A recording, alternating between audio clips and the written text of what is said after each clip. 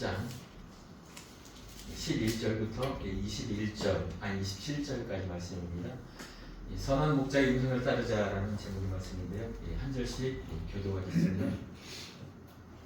나는 선한 목자라. 선한 목자는 양을 위하여 목숨을 버리거니와 싹스러운 목자라여 양도 제한이 아니라 이리가 올 것을 보면 양을 버리고 달아나니 이리가 양을 물어가고 또 해치느니라. 달아나는 것은 그가 싹보니까 양을 돌보지 아니함이나 나는 선한 목자라. 나는 내 양을 알고 양도 나를 아노시. 아버지께서 나를 아시고 내가 아버지를 아는 것 같으니 나는 양을 위하여 목숨을 버리노라. 또 이 우리에게 들리지 아니하는 다른 양들이 내게 있어 내가 인도하여야 할 터이니 그들도 내 음성을 듣고 한 무리가 되어 한 목자에게 있으리라. 내가 내 목숨을 버리는 것은 그것을 내가 다시 얻기 위함이니 이로 말미암아 아버지께서 나를 사랑하시느니라. 이를 내게서 빼앗는 자가 있는 것이 아니라 내가 스스로 버리노라. 나는 버릴 권세도 있고 다시 얻을 권세도 있으니 이 계명은 내 아버지에게서 받았노라 하시니라. 이 말씀으로 말미암아 유대인 중에 다시 분쟁이 일어나니 그 중에 많은 사람이 말하되 그가 귀신을 들여 미쳤거늘 어찌하여 그 말을 듣느냐 하며 어떤 사람은 말하되 이 말은 귀신 들린 자의 말이 아니라 귀신이 맹인의 눈을 뜨게 할 수 있느냐 하더라. 예루살렘의 수전들이 이르니 때는 겨울이라. 예수께서 성전한 솔몬 행각에서 거니시니 유대인들의 역사로 이르되 당신이 언제까지나 우리 마음을 무력하게 하려 하나이까. 그리스도이면 밝히 말씀하셔서 하니. 예수께서 대답하시되 내가 너희에게 말하였으되 믿지 아니하는도다. 내가 내 아버지의 이름으로 행하는 일들이 나를 증거하는 것이거늘 너희가 너희 아니하므로 믿지 아니하는도다. 함께 읽겠습니다. 내 양은 내 음성을 들으며 나는 그들을 알며 그들은 나를 따르느니라. 아멘. 이 선한 목자이신 주님, 구약의 모든 이 선지자들도 이 구약의 이 말씀들도 이 선한 목자는 예수님임을 기록을 하고 있습니다. 특히 이 목자에 대한 이 메시지는 사실 이 모세가 이스라엘 백성들을 출애굽시키고 마지막 광야에 40년 광야를 거니면서 이제 가나안 땅을 바라보는 그 시점에서 이제 말씀하십니다. 하나님께서 너는 여기서 가나안에 들어가지 못하고 가나안 땅을 볼 수 있으되 보지는 못하고, 그러니까 그 말씀을 듣고 이 모세가 하는 기도입니다.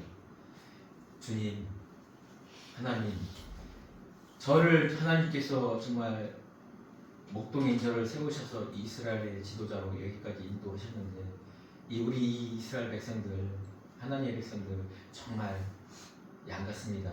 순종 못합니다. 나와 같은 지도자, 목자를 세워주십시오. 그들을 인도하여 출입하게 하사 여호와의 회중이 목 잡는 양과 같이 되지 않게 하옵소서. 이게 모세의 기도예요. 근데 이 이후로 어떻게 됐죠? 이 여호수아를 세워서 여호수아가 살아있는 동안에 얼마나 그래도 이 하나님 말씀대로 이 가나안 땅에 와서 그 땅을 정복하고 살았습니다. 그러나 여호수아가 죽으면서 그 이후로 사사시가 된 사사시대에 얼마나 많은 고통을 받았습니까? 그러나 사무엘 편지를 통해 다윗을 목자로 세우고 다윗의 왕국이 시작되었지만 결국 이 왕국의 이 마지막 때에 보면 얼마나 이 악함이 만연했는지 모릅니다. 그래서 예레미야에서는 이 고백을 하고 있습니다. 하나님이 아주 진노를 하십니다. 이들을 향해서 이 목자들, 너희들을 백성의 지도자로 세웠는데 너희 목자들아 외쳐 애곡하라. 너희 양떼의 인도자들아 잿더미서 뒹굴라. 이는 너희가 도살당할 날과 흩음을 당할 기한이 찼습니다. 너희가 귀한 그릇이 떨어짐같이 될 것이라. 목자들은 도망할 수도 없겠고 양떼 인도자들은 도주할 수도 없으리니 목자들이 부르짖는 소리와 양떼 인도자들의 애곡하는 소리가 넘치리라. 이러면서 마지막으로 이 예레미야 이 선지자들이요, 그들의 왕궁에 그들이 예배당 성전에 보내어서 그 말씀을 전하게 합니다. 머지않아서 이 나라가 망한다. 이 성전이 무너진다. 이렇게 보내는 거요. 이 하나님께서 이 26장에 기록할 때 혹시 너희들이 그래도 듣고 돌아오리라 하는 그 마지막 일념을 가지고 이 예레미야를 보내는데 어떻게 했습니까? 그들 거기에 있는 선지자들과요 이 제사장들이 다 잡아 죽이려고 했습니다. 사도 바울이 하나님의 말씀을 전하고 부활에 대해 전했을 때 그 바울을 잡아 죽이려고 했던 그 시대처럼 이 시대 지금 이 예수님이 활동하는 이 시대에도 내가 하나님의 아들이고 내가 선한 목자라 그렇게 외칠 때 이 이스라엘 백성들은 오히려 따르는 무리가 점점 더 생기긴 했지만 그렇지 않았습니다. 여전히 그 시대가 왔습니다. 이거를 배경으로 오늘 이 말씀을 하시는 것입니다. 나는 선한 목자라 선한 목자는 양들을 위하여 목숨을 걸으려니와. 여기서 선하다는 이 단어는 오직 한 분한테만 쓸 수 있습니다. 이 마가복음에도 마타복음에도 이 누가복음에도 이 청년이 뭐 부자 청년이 와서 이 주님을 선한 선생이여라고 했을 때 주님이 그거에 대해서 거부하시죠. 오직 선하신 분은 하나님이고 이 땅에서 선한 선생은 아무도 없다. 오히려 오직 선한 자는 하나님이고 하나님께부터 온 자다. 여기서 이 선한 자라는 것, 내가 바로 하나님께서 보낸 자라는 말을 표명하는 것이고 그것에 대한 증거로 나는 너희를 위하여 목숨을 버리노라. 이것이 바로 우리를 구원하실 계획이 이미 창세전부터 세워졌던 계획이 바로 이 목숨을 이 화목제물로서 그 그리스도께서 어린 양으로서의 그 십자가를 지신 것이었습니다. 이 목숨을 버리거니와 선한 목자에 대한 것은 계속적 강조가 돼요. 11절, 14절에도 똑같이 알고 있는데요. 이 목숨을 버린 이유가 뭐냐면요. 이 목자로서 이 목자가 내 양을 안다는 거예요. 근데 양도 나를 안 돼요. 이거에 대해서는 뭐 요한복음 6장에도 이 기록되듯이 이것들을 어떻게 아느냐면요. 하나님께부터 배워야 돼요. 참 우리 이해할 수 없는 그런 아이러니한 말씀이잖아요. 근데 이걸 어떻게 우리가 비유할 수 있냐면요. 우리 태중에 아이가 엄마 태중에 아이가 복중에 있잖아요. 아빠 엄마가 내가 엄마야 내가 아빠야 이런 말 합니다. 그리고 갓난이 때 아무것도 모르는 지각 없는 그 갓난이 눈뜬 그 아이를 보고요. 내가 네 아빠야 내가 네 엄마야 이 음성으로 이 기억을 시켜줍니다. 우리가 인간적인 방법은 이렇게 설명할 수 없겠지만 이미 창세전기 그 우리의 구원의 계획으로 창세기 21장 26절 7절 8절 이미 나와 있어요. 우리를 어떻게 만들려고 했죠? 하나님의 형상과 모양에 따라 만들려고 하고 이 성삼위 하나님께서 이 논의를 합니다. 그런데 딱 한 가지 걸리는 게 있어요. 하나님의 형상과 모양대로 만들려면 진짜 중요한 차별점이 있어요. 피조물과 창조주의 차이점. 스스로 할 수 있는 의지입니다. 그 스스로 할 수 있는 그 의지를 딱 주려고 하니까 이 죄악이 걸려버리는 거예요. 선악을 알게 하는. 그렇기 때문에 거기서 그 다음에는 그 모양을 만들기 위해요. 하나님의 형상을 따라 만들 때 사람을 만들 때 그 모양을 냅니다. 어떻게? 남자와 여자. 여기서 남자와 여자는 생물학적 남자 여자가 아닙니다. 자칼과 네케바 기억하는 자, 씨앗과 그걸 받아들이는 자, 여자. 그래서 그리스도와 성도가 하나 되는 거 이렇게 해서야 그 하나님의 그 모양을 따라올 수 있는 죄성이 있는 우리는 결코 그것을 알 수가 없다는 것입니다. 12절 13절은 우리가 여기 나온 싹구는요 이 목자도 아닙니다. 이 싹구는 목적이 돈입니다. 이 싹구는 자기 유익입니다. 이 시대를 바라보면 어떻게 보면 그 율법에 얽매여 있는 또 그 율법을 추종하는 그런 자들 그리고 유대교에서 이제까지 내려왔던 그 전통 그것들을 자기들이 너무나 잘 알고 있었기 때문에 있거든요. 그것에 대한 지적인 그 지식으로 백성을 지도자가 되며 백성들로부터 여러 가지 영광을 받을 수 있었습니다. 그래서 주님이 와서 이야기하는 거 나는 내 영광을 구하지 않는다. 그러나 너희들은 너희의 영광만 서로가 구하는구나. 싹군인지 정말 하나님이 선한 목자인 것을 가리키는 셰퍼드인지 목동인지 이것을 알 수 있는 것은 자기의 영광을 구하는 자인가 아니면 하나님의 영광을 드러내는 자인가 이것을 우리가 그것을 보고 알 수 있습니다. 여기서 14장에 이 내 양을 안다는 것은요 그냥 이 지식적으로 안다는 게 아닙니다. 이 뭐 3절 4절에도 지난번에 있었지만 내 이름 양 이름 하나하나 알고 있대요. 이것은 양의 뭐 그 당시의 모습을 통해서 그 양을 아는 그 정도가 아니라요. 여기서 이 양의 이름을 안다는 것은요. 이 모세도 그런 말을 합니다. 하나님, 이 우리 백성들을 여기서 멸하실 것 같으면은 생명책에 기록된 내 이름을 지워 주십시오. 계시록 2장에도 서문화 교회 말한 그 내용에도 그렇습니다. 돌 위에 새 이름을 기록하나니 그 이름을 아는 자는 오직 아는 자밖에 모른다고 했어요. 뭐 베드로 주는 요한 이 이름이 아닙니다. 하나님과 나만에 주신 그 특별한 관계. 이거 하나하나 알고는요. 우리 여기 성도, 우리 행복한 교회 공동체 13명이면 이 중에 한 사람이 아니에요. 그냥 우리 이 영은 그 하나를 위하여 이 천국이 있고 이 하나를 위하여 하나님이 십자가를 지시고 이 천지 창조를 하신다는 거예요. 그런 관계라는 거예요. 내 이름을 안다는 거, 나를 안다는 거. 근데 그걸 통하여 또 우리를 알게 된대요. 근데 아주 중요한 게 있어요. 음성이라는 게. 우리는 선악과를 볼 때 우리가 그것을 보암직도 하고 탐스럽기도 한 이 눈은 이미 멀어버렸어요. 영적인 눈 멀어버렸어요. 오직 이 귀 하나만 세워놨는데요. 이것 또한요. 이사야 선지자를 통해서 말합니다. 너무 우상숭배하고 이런 죄악 가운데 있기 때문에 그들의 눈과 귀를 멀어버리게 해라. 그들의 마음을 강팍하게 해서 눈과 귀를 멀어버리게 해라. 어느 때까지요? 그들이 다 떠난 중에 10분의 1이 남아있을지라도 그 중에서도 10분의 1도 아니고 그 중에서 상수리 밤나무를 다 베어버리고 그 가운데 살아남아있는 그루터기 오직 예수 그리스도를 씨로 받아들이는 그 성도만이 살아남는다는 거예요. 때로는 사람들이 그럽니다. 그 하나님의 사랑의 하나님이 이 천하 모든 인간을 이 땅에 내려보내 이 땅에 생명을 줬을 모두 다 구원해야 되는 거 아니냐. 그런데 그렇지 않아요. 예수라는 이름, 그 이름의 뜻도 자기 백성의 죄를 사하기 위하여 되었습니다. 민수의 광야에서 노뱀을 달아놓습니다. 보는 자는 낳는다고 했습니다. 그런데 보지 않는 자가 있어요. 참 아이러니하죠. 그 본다는 게 그렇게 어려운 게 아닌데요. 이 마음이 강팍하게 되면 절대 보지 않습니다. 이 사람의 이 마음은요 외눈박이에요. 내가 뭘 하나 마음에 꽂혀있고 방향을 틀잖아요. 반대 방향 절대 안 봅니다. 우리가 너무 지금 알고 있잖아요. 이 세상에 얼마나 많은 음성들이 있습니까? 이 세상에 정말 얼마나 지적인 음성들이 많이 들립니까? 그러나 거기에 구원의 음성은 들리지 않아요. 자기 자신들의 아니 신학적으로도 그래요. 신학적인 사상에도 어떻게 보면 다 하나님의 말씀에 근거하지만 그것이 다 하나님이 원하시는 그 성경적이진 않다는 거예요.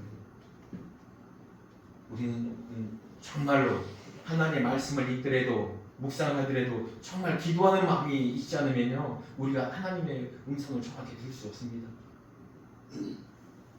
정말 왕조시대 말에도 정말 거짓 선지자 아주 투성이었습니다. 정말 선지자 하나님 말씀을 온전히 전하는 자들은 정말 아주 극히 일부였습니다. 우리가 너무나 잘 아는 그 히스기야 왕 얼마나 그래도 이 성전 개혁까지 얼마나 그래도 의로운 왕이었습니까?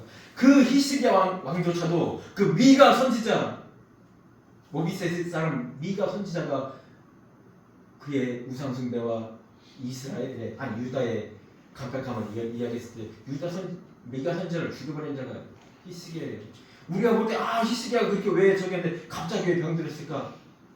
열왕기나 역대에서는 기록하지 아니하지만 예레미야만 기록하고 있었습니다. 정확하게 이 정도로 이 선한 목자라는 주님이 여기서 표명하는 이 선한 목자가 바로 그 이야기에서 나오는 거예요. 근데 이후에 25장, 24장 그 솔로몬 행각에서 수전자리 있었던 그 이야기가 바로 그걸 이야기하는 거예요. 한번 다음 절도 볼까요?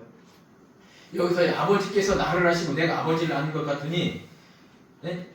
주님이 우리 목자가 양을 알고 양이 목자를 아는 것이 어느 것과 같냐면요 성부 하나님과 성자 하나님과의 그 아는 것과 같다고 보십니다. 질적으로는 틀리죠. 아주 틀리죠.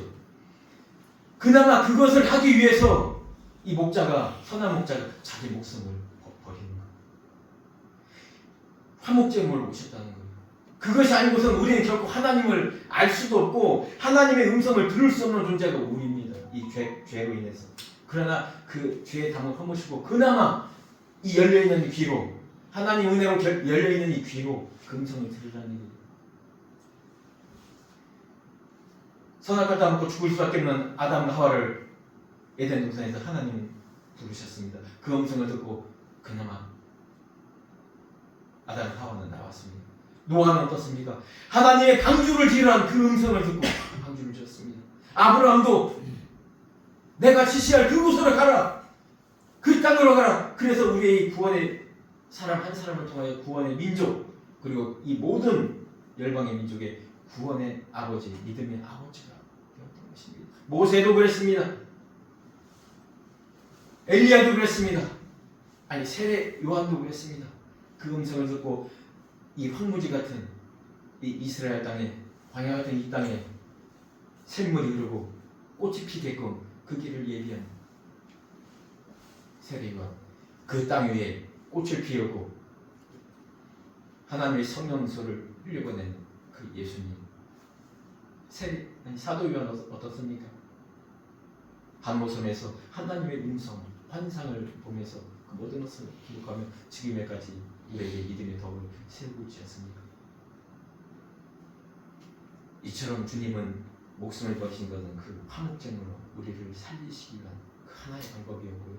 우리가 죄로 인해서 잃어버린 그 하나님의 모양을 찾아갈 수 있는 유일한 그 하나가 바로 하나님께서 그 생명, 호흡을 버리심으로 화목제물로 내려놓으심으로 우리가 하나님과의 관계를 회복하고 그 이후로는 우리가 점점 더 자라서 성장해서 예수 그리스도의 장성한 분량업까지 가서 우리가 하나님과 하나가 되는 하나님과 동행할 수 있는 존재가 되는 것입니다. 16절 말씀 또라는 말로 이루어집니다. 이 또라는 말은요, 이 그러므로라고 해서 이 10장에 처음 시작했던 말과 말을 그대로 다 받아서 있는 말입니다. 이 우리의 들지 아니한 다른 양들이 내게 있어. 내게 있다고 합니다. 이미 내게 있다고 해요. 지금 우리가 믿는 우리도 이 양들이거든요. 이미 2000년 이후에 있을 우리를 통해서 이미 내게 있는 존재라고 주님 말합니다. 그 영원 안에서 그들도 내 음성을 듣고 한 무리가 되어 한 목자에게 있으리라. 그렇습니다. 요한계시록 3장에서 우리의 마음을 두드리죠. 내가 너희를 인도하여 구원으로 인도할 문이라는 것을 두드리는 것입니다. 오직 하나님의 말씀만이 그 양의 문입니다. 오직 그 선한 목자인 예수 그리스도만이 우리의 죄 문제를 해결하고 우리를 의롭다 하심으로 부활하셨으므로 우리 또한 의롭게 하시는 그 유일한 존재 딱 한 분입니다. 그래서 우리가 이 16절의 이 말씀처럼 우리 또한 하나님의 백성이 되고 우리 또한 우리의 목자로 그 예수님을 따르고 있는 것입니다. 베드로전서 5장에도 기록하죠. 요한복음 20장에도 이 기록합니다. 베드로를 향하여 배반하고 도망간 그 베드로를 향하여 내가 나를 사랑하느냐? 내 어린 양을 먹이라. 내가 나를 사랑하느냐? 내 양을 치라. 내가 나를 사랑하느냐? 내 양을 먹이라. 어떤 믿음의 과정이 있는 것 같잖아요. 어린 양을 치어서 이 성숙한 양으로까지 이끈다는 거예요. 그래서 베드로는 고백합니다. 베드로전서에서 더러운 이득을 취하려고 이 양들을 관리하지 말아라. 이건 장로들에게 하는 말이죠. 너희가 정말 목자장 그분의 말씀대로 선하심으로 이 양들을 교회를 다스려야 되는 거예요. 히브리서 13장 마지막 절 끝인사에도 그렇게 말합니다. 우리의 큰 목자장인 예수 그리스도를 살리신 평강의 그 하나님이 우리를 온전케 하시고 우리를 평안의 길로 인도하시다고 기록하고 있습니다. 17절에 보면요, 내가 내 목숨을 버리는 것은 그것을 내가 다시 얻기 위함이니 이로 말미암아 아버지께서 나를 사랑하시느니라. 아주 너무나 이 귀한 말씀입니다. 여기서 버리는 목숨, 이것은 화목제물로 우리를 구하기 위한 죄값입니다. 죄값. 정령 죽으리라 한 그 하나님의 공의를 이루기 위한 그 하나님의 성자 하나님의 그 목숨으로 그 화목제물을 되어주신 것입니다. 그러나 그것을 내가 다시 얻기 위하니 이제는 내가 버려진 이 죽음의 이 생명이 아니라 다시 얻는 그 생명은 부활의 생명입니다. 의롭다 칭하기 위한 그 부활의 생명을 우리에게 준다는 것입니다. 이로 말미암아 아버지께서 나를 사랑하신다고 했어요. 여기서 아버지께서 아들을 사랑하시는 것에서 끝나는 것이 아니라요. 그 목숨으로 죄값을 치르고 그 의로운 값으로 부활하고 새 영생을 얻은 우리와 똑같은 이 사랑의 관계, 이 사랑이라는 것은요. 이 사랑이 뭡니까? 이 사랑을 통하여 서로가 음성을 알고 서로를 알아가는 이 관계가 바로 이 사랑이라는 거예요. 이 사랑이 아니고서는 아무것도 안 돼요. 그렇기 때문에 목자를 치는 이 요한복음의 마지막에 베드로를 향하여 뭐 베드로 하나를 뜻하겠습니까? 하나님의 제자들. 그래서 하나님의 성도로 먼저 부르심을 받은 자들이 새로운 자들을 이끌 때 내가 나를 사랑하느냐, 내가 사랑하느냐. 이 사랑과 이 목자의 관계는요 끊을 수가 없는 거예요. 이 사랑이 뭡니까? 하나님께서 이 피조물인 우리를 흙덩이 아니 먼지 같은 우리를 그 하나님도 함께하는 그 보좌 아래에서 예배드리는 그 존재로 말합니다. 우리가 어떤 존재입니까? 우리 가시나무 같은 존재예요. 이 법궤가 뭐로 만들어졌죠? 이 가시나무, 조각무, 쓸데없는 그 나무에 역청치를 하고 거기다 황금을 입힙니다. 그 안에 하나님의 말씀, 주님이 들어와 계신 모습을 취하는 것이 바로 이 시온적 법궤입니다. 아무 쓰잘데기 없는 이 광야의 가시떨기 같은 우리를 정말 사랑하고 사랑하사 우리를 구원하시고 살리시고 우리를 영원한 그곳까지 데려가기 위해서요 우리 안에 와버리셨어요. 우리 뭐 청와대 가기도 어려운데 우리가 백악관은 어떻게 갈 수 있을까요? 네, 백악관에 그 트럼프가 우리를 와서 데려가자면 초청하지 않으면 우리 마음대로 들어갈 수 없어요. 하물며 그 천국 우리는 결코 갈 수 없는 그곳에는요 그 주님이 우리 안에 들어가셔서 함께 부활 승천하는 것밖에 없습니다. 그처럼 우리를 사랑하십니다. 이제 18절에 이렇게 기록하고 있습니다. 근데 이러한 것, 이 모든 것을 내가 뭐 힘이 없어서가 아니라 이 모든 것이 이 버릴 권세, 이 얻을 권세, 이 엑수시라는 말은요, 이 정치적인 뭐 디나미스, 뭐 이 관계가 이런 권세가 아닙니다. 이건 내적, 영적 권세로서 오직 하나님께로서 성삼위 하나님께서 있었던 그 말입니다. 이 계명은 아버지께서부터 받은 거. 이것이 뭡니까? 우리가 이 창조하실 때 인간을 창조하실 때 인간의 죄 지을 그 모든 것을 이미 아시고 거기서 모든 삼위 계획 안에 이 계명이 벌써 이루어진 거예요. 성자라는 그 아들 예수님이 십자가에 못 박혀 죽으심으로 다시 모양을 회복하는 이것이 우리 구원의 계획입니다. 아주 놀라운 계획이에요. 이렇게 아버지 진리를 말하니까요 하나님의 백성이 아닌 자들은 이 말을 결국 못 알아듣습니다. 이 말씀을 인하여 유대인 중에 이 분쟁이 생깁니다. 그 중에 많은 사람이 말하되 뭐 귀신 들었다고 하는 자들도 있고 뭐 귀신 들었다는 것은 헛소리 한다는 거 아닙니까? 절대 못 받아들이겠다는 얘기예요. 근데 21절에 보면요 그 중에 어떻게 귀신 들린 자가 맹인을 고칠 수 있겠느냐. 이제까지 유대인들이 가르치면은 뭐 죄 짓는 자나 못 사는 자나 가난한 자나 장애가 있는 자들은 다 죄가 있고 뭐 귀신 들어서 그랬다고 가르쳐놓고 지금에는 이렇게 말한다는 것이 그것을 받아들이지 않는 그래도 하나님의 말씀을 예수님의 말씀을 어느 정도 들은 자들이 생겨난다는 것이죠. 이때 당시 이 사람들은 이 유대교 지도자들은 자기들이 가지고 있는 그 지식으로 자기들의 영광과 자기들의 이익을 누리기 위해서 그 자리에 있었습니다. 이들은요 자기들보다 더 높은 대제사장이나 로마의 관리들이 와서 시키는 대로 했던 자들이 많습니다. 이들은요 종교인도 안 했습니다. 부활도 믿지 않았습니다. 하나님의 율법도 그냥 율법의 모양만 보았지 그것으로 백성들을 다스리는 도구로 생각했죠. 그들은 이 사두개인들 대제사장들은 그것도 믿지 않았어요. 그러나 바리새인들이나 율법학자들은 그 말씀에 대해서 정말 믿었습니다. 우리가 사도행전을 계속 이어왔지만 바리새인들과 그 율법을 연구하는 사람들은요 부활도 믿습니다. 영도 믿습니다. 천사에 전하는 말도 믿습니다. 그러나 그들이 더 중요하게 여기는 이제까지 자기들의 전통 그것을 더 믿고 분명히 다윗의 자손으로 왔으면 이 로마로부터 우리를 해방시킬 존재 그리고 그래도 율법을 좀 지키는 사람, 안식일도 좀 지키고 할례도 좀 하고 성전에 와서 제사 좀 지내고 그래도 좀 잘생기고 좀 좋은 집안에서 메시아가 와야 되지 않나? 근데 어디 갈릴리 목동의 출신 그걸로 해서 첫 번째 7장에서는 그걸로 인해서 분쟁이 되죠. 형편없는 외모가 형편없는 모습을 왔다고. 또 9장에서 또 어떤 분쟁이 있었죠? 안식일을 안 지킨다고. 지금 여기서는 뭐죠? 내가 하나님의 아들이다. 내가 선한 목자다. 너희는 싹군이다. 이 진실을 말하니까 여기서 또 분란이 생깁니다. 점점 하나님 말씀이 전파되면요 칼날처럼요 그곳에 나눕니다. 흑암과 빛이 흑암을 나누듯이 하늘 위와 땅 아래 물로 나누고 땅 아래 물과 땅을 나누듯이 하나님 나누시고 그 위에 빛을 비춰주시는 거예요.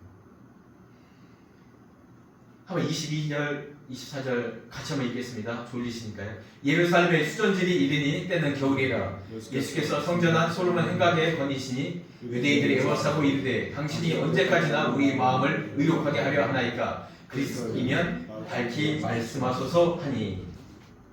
여기서 이 수전질이라는 것이 무엇이냐면 뭐 잘 아시겠지만 제가 중강기 시대를 아주 짧게 말하면 BC 1168년도에요. 이 시리아, 이 수리아의 안티파네스가 이 지배하고 있을 때 이 이스라엘을 지배하고 있었어요. 근데 그 성전에다가 잡신들을 막 갖다 놓습니다. 돼지를 막 들여다가 제사 지내고 제우스 신당을 세워놓고 성전을 아주 엉망으로 만들어놓습니다.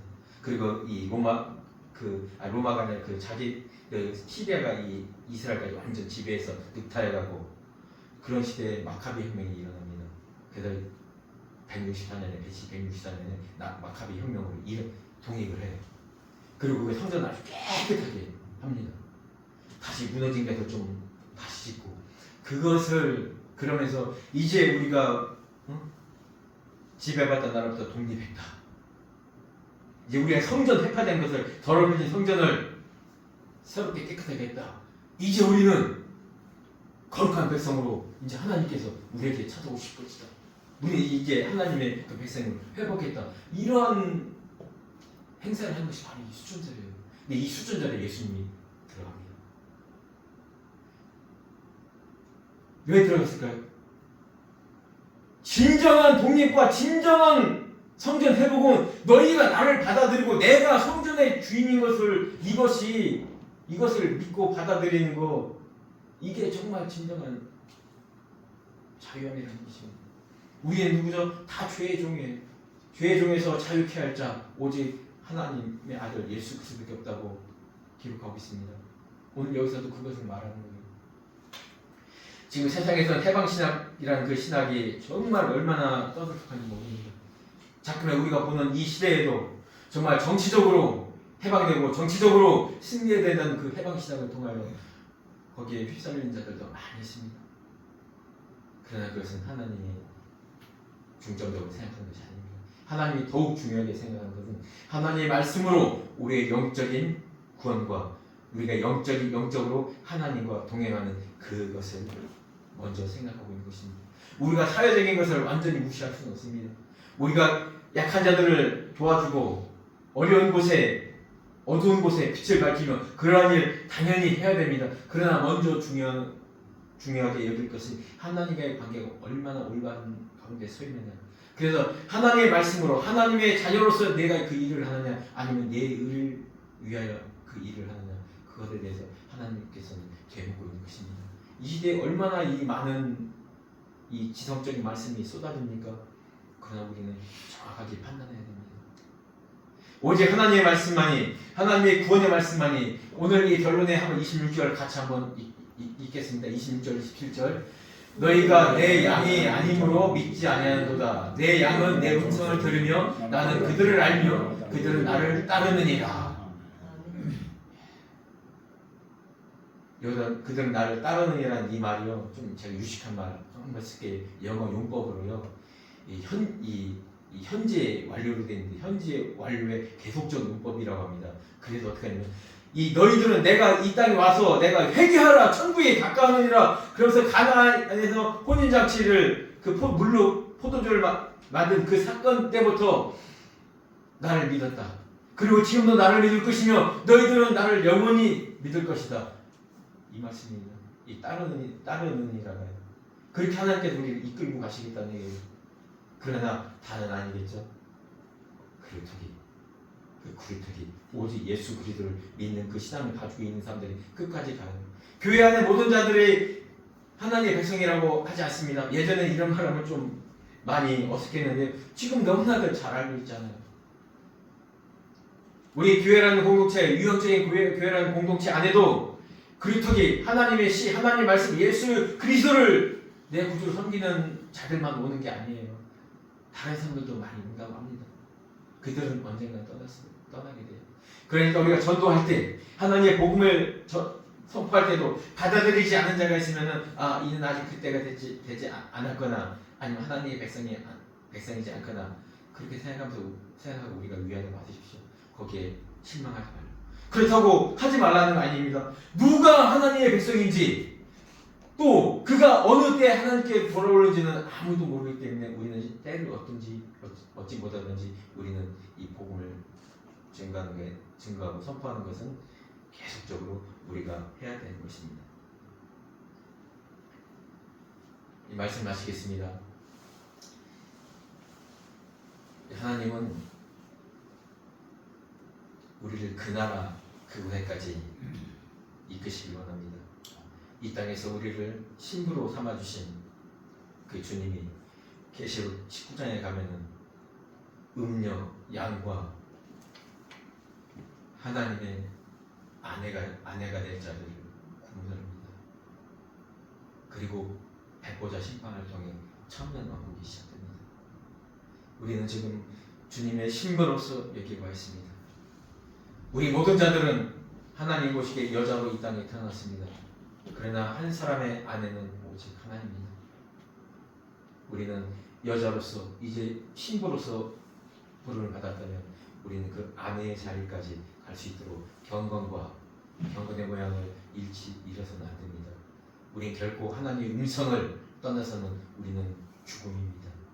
우리는 하나님을 떠나서는 우리의 구원은 없습니다. 기도하겠습니다. 하나님 감사합니다. 오늘의 말씀을 통하여 주님만이 우리의 선한 목자이며 주님만이 우리의 음성을 우리의 이름을 알고